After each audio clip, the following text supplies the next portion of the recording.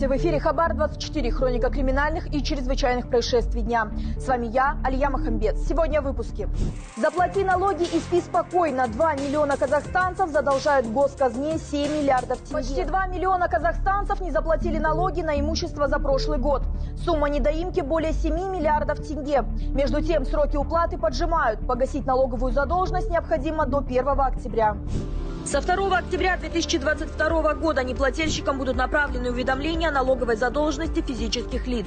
В течение ближайшей недели Комитет государственных доходов рекомендует им оплатить налог на имущество. Это поможет избежать лишних затрат и проблем. Кроме того, налоговики обращают внимание на участившиеся случаи мошенничества в этой сфере и просят казахстанцев быть бдительными.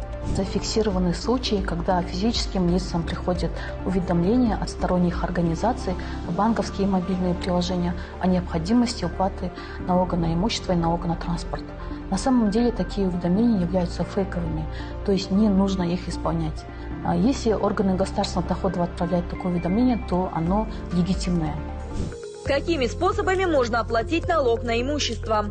Через мобильное приложение ЕС-Алказамат и мобильные приложения банков второго уровня.